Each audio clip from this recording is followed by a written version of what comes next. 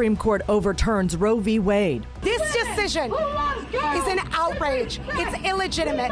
This is a moment 50 years in the making. Emotions running high on both sides. It feels like my country doesn't love me and appreciate my body as a woman. Complete and utter joy that it was finally overturned, but the determination, a steely determination that the battle is not over. Reaction pouring in with the constitutional right to abortion now over. We're going to have two Americas. We're going to have one America where abortion is still available, and one America where it's not.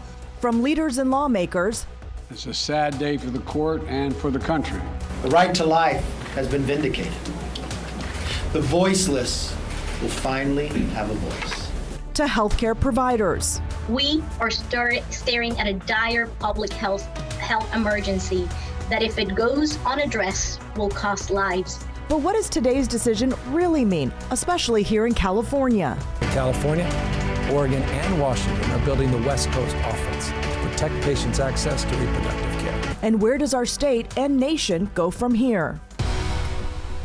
Thanks for joining. Right now, abortion laws are changing in many states just hours after the Supreme Court overturned Roe v. Wade, which had stood for almost half a century. Yeah, the right to an abortion no longer the law of the land, and reaction is pouring in from both sides. Across the country, people are making those voices heard, including outside the U.S. Supreme Court. This is a live look at the gathering happening outside the U.S. Supreme Court right now in Washington, D.C. The crowds have been big all day long, and the crowds keep growing in size. Big crowds here too. Live look from Philadelphia in Pennsylvania, obviously, and you can see the huge crowd gathered right here. These are from some aerial cameras that we've gained some access to. So you can see large crowds, excuse me. And now there are a lot of questions about which states will ban abortion and when. And what that will mean for states like California, where state leaders say abortion will remain legal. Abortion remains fully legal in California. Let me repeat that. Abortion remains fully legal in California. Today's decision does not impact our state's laws and your right to choose within our borders and in other states that protect reproductive freedom. You have a right to an abortion here. You have the right to an abortion before viability without a reason.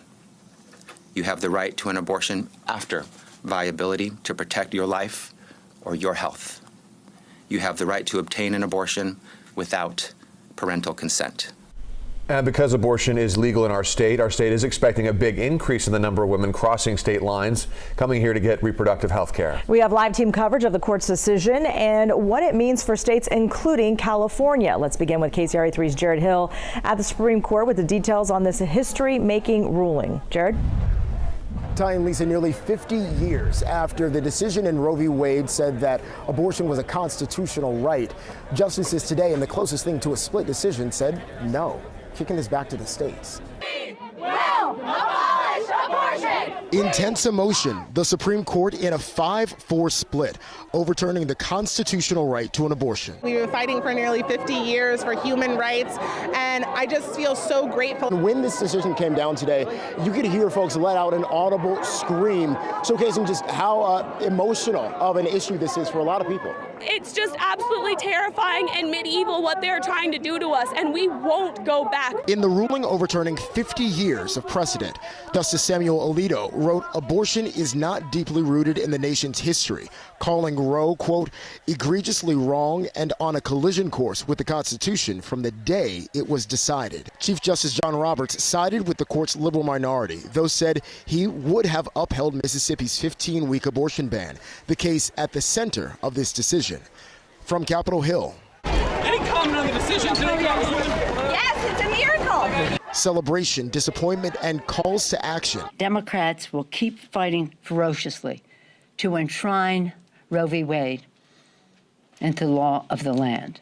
With abortion access now an issue for the states, President Biden left with few federal options, making a plea to voters come November. This fall, Roe is on the ballot.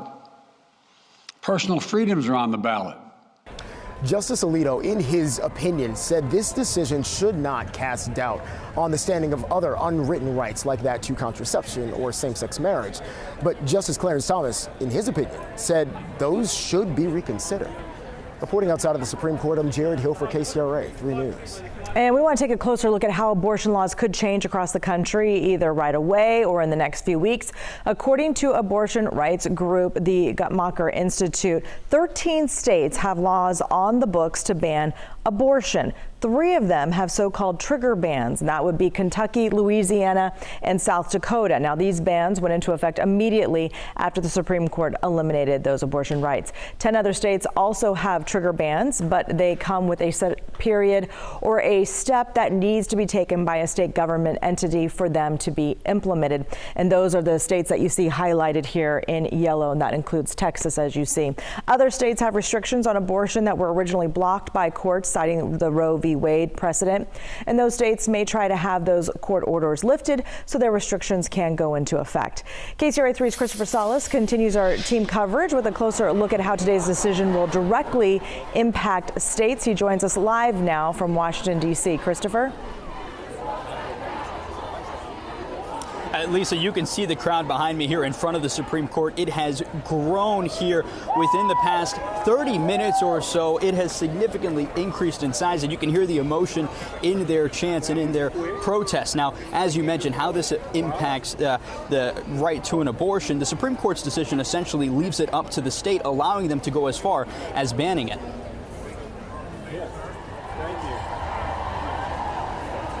If the Supreme Court can erode one of our rights, there are more that are coming, and that's what I'm afraid of. And elation. This is a great day for America, a great day for the Supreme Court. The High Court deciding abortion is not a constitutional right, overturning a nearly 5-decade precedent. 13 states with so-called trigger laws will ban abortion within 30 days. Several others expected to take further action to restrict access, including in Virginia, where the governor is already calling for a ban after 15 weeks. Meanwhile, other states looking to protect abortion rights, California, Washington State, and Oregon, declaring themselves sanctuary states on Friday, as advocates on both sides say abortion is far from a settled issue. We will make it a crime in all 50 states to kill a baby from conception until birth. We are not going to go back to business as usual until the U.S. government ratifies abortion into our law. It needs to be a law. It needs to be our right. And you mentioned the pro-abortion rights Guttmacher Institute earlier in the show, Lisa. They estimate that 26 states will certainly or likely ban abortion in the wake of the Supreme Court decision. Back to you. Well, and Christopher, is there federal action that could be taken to help women in states without access to abortion? Well, because the Supreme Court made this decision allowing the states to take up the issue of abortion, federal action really is limited at this point. That's something that the president conceded earlier today, outside of congressional action, unless Congress does something about it, which is unlikely knowing the current makeup. But the president promised that the federal government and the DOJ would do things like making abortion medication as widely available as possible, and also allowing people to travel across state lines to get an abortion if they live in a state that wouldn't allow that. Back to you. All right, Christopher Salas reporting live outside the Supreme Court for us. Thank you. Today, the governors of California, Oregon, and Washington issued a declaration. They're committing to giving women access to abortions and contraceptives. In a video message, the governors said that the West Coast will remain a place where abortions will be accessible. Meantime, Governor Newsom says California welcomes any woman traveling to our state to get an abortion. He's also encouraging their families, businesses to move back to California if they've already left the state. Some of you may have left the state. Come on back. Some businesses may have left. Come on back. And why don't we have your back? You know, it's a point of pride that we welcome you back. We want to celebrate that we have your back. We're not timid about it. We're not shy about it. And California expects an increase in women coming to the state who want to get abortions. KCRA 3's Maricela de la Cruz joining us live now at this part of the story. And Maricela, you spoke to one organization. What do they expect? Yeah, Ty, this organization here in California says that in the last month, they've already seen an increase of women coming to the state to get abortion services, and they only expect those numbers to grow even bigger. Now, at the moment, the organization says that they are now looking for more volunteers. As mixed emotions pour across the nation, we see the increase happening. We're projecting about a 3,000% increase. California-based nonprofit Access Reproductive Justice is getting ready to help more women get safe and legal abortion services. Up until April of this year, we counted about 18 different people that came from Texas alone. As abortion access changes by state, activists are bringing back the issue of health equity or the lack thereof in the state. Pro-choice movements have moved people away from thinking about healthcare equity and to thinking about a choice versus people who have an equal ability to receive care. Black and Hispanic women have the largest percentages of all abortions. Black women, women of color, BIPOC women, we are already faced with health disparities, with health inequities. We have the highest, almost the highest of everything when you look at our health and health care. You know, when you're looking at high blood pressure, when you're looking at diabetes. According to the CDC, women in their 20s account for roughly 57% of all abortions, and most of them also live below the federal poverty level. That organization says that they do need volunteers, are looking for them mostly in areas identified as resource deserts, such as Imperial and Riverside counties, which are near the state of Arizona. In Sacramento, Maricela de la Cruz, KCRA 3 News. Maricela, thank you for that live report. So what's next in California? Where does the state go from here? State lawmakers are considering 13 bills that would strengthen or expand access to abortion. The bills are based on a report from the Future of Abortion Council, which Governor Newsom formed last year to study reproductive rights in the state. They include proposals that would help pay for women from other states to come to California for abortions, ban enforcement of out-of-state civil judgments on California abortion providers and volunteers, and increase the number of people who can offer abortions by authorizing some nurse practitioners to perform the procedure without the supervision of a doctor.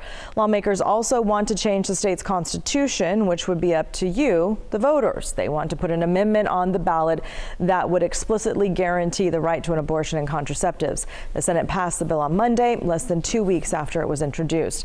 The Assembly Judiciary Committee advanced it yesterday, and the full Assembly will take it up next week. It needs a 2/3 vote to pass. If that happens before the end of the month, you'll see it on the ballot in November.